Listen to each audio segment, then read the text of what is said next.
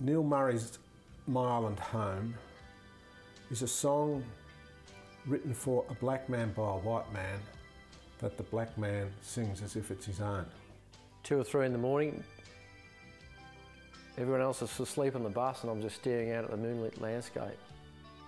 And it just came to me, the chorus just fell into my head, I could hear it. And my island home, my island home, my island home is waiting for me. And I just put it on the cassette player in the ute I was in, and he leant in the driver's side window and the song played, and he just listened intently. And as soon as it finished he said, "That's number one, that's talking about my life."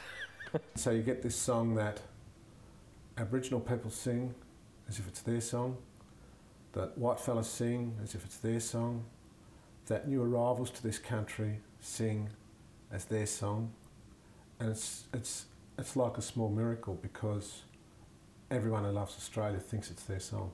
I felt it was important with this book, the way it is, using artwork from kids from Elcho Island and kids from Papunya, Kintore, make them understand more about where the song's origins come from. The original inspiration for the song was for writing for Kumanjai and about his home of Elcho Island. Kids relate to that too, you know. They've got their idea of home and where they're safe and secure, you know. It's for everyone's home really, wherever that may be.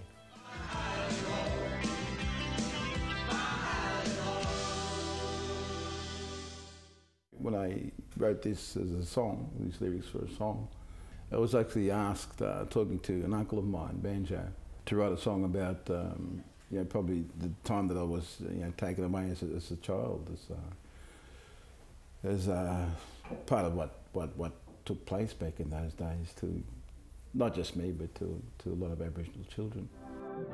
Then they took the children away, took the children away, the children away.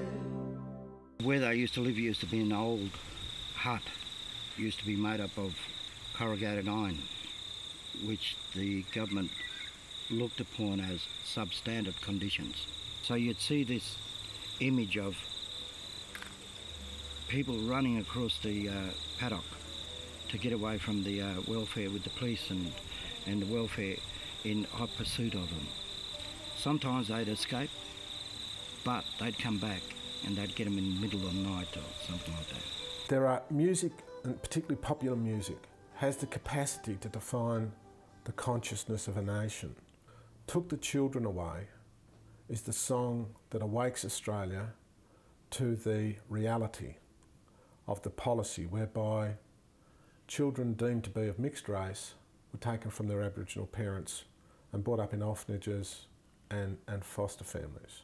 It wasn't just about kids being taken away, it's a song about the people that were left behind to wonder.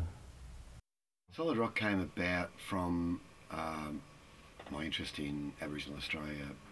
You know, there was a large Aboriginal community around here in southwest Victoria where I grew up. And then in 1980 I went to Uluru for the first time, which was some sort of pilgrimage for me. Solid Rock is this amazing story of a young man, an artist, who's fearless and open to what Australia represents.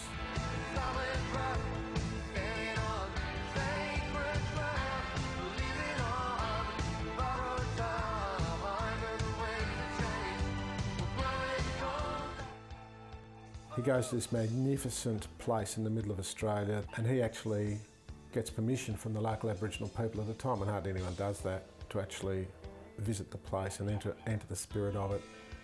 He gets this song.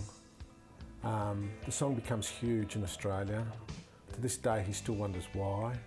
Uluru is such an icon in Australia. It's the most identifiable icon. It's beholding on all of us to really treasure that and look after that very precious cultural reality. It's a song by a white fella telling the black story, and a lot of Aboriginal people regard it as their song. To reinforce for the kids out there that we as a society in general really value that cultural heritage and that environmental heritage, and that we want to support that community to hold on to their tradition and their culture. What the publisher has done here is match lyrics with paintings of places and of experiences that the songs relate to. It's not just a landscape, you're not just painting a piece of land, you're painting the spirit of the land and the spirit of the people. And it does really come out. I think it's a wonderful way of taking these songs to another generation so that they can have an understanding both of where these songs come and why they are so significant in our national culture.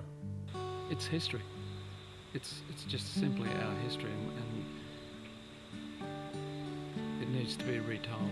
I think it's a magic jewel of a thing. It's a wonderful little gift in a way back to the communities, you know, and for children, you know. Children can move on, grow up as adults, understanding and knowing a bit more than their elders, I suppose, did. I'd love them to come away from that with a sense of awe and wonder and respect for this amazing place in the heart of Australia that is like the heart. If we can't get that right, we won't get the rest of the country right. So, yeah, respect, really. These little books, in a very simple, evocative way, carry those stories to another generation, and I think they are enormously important.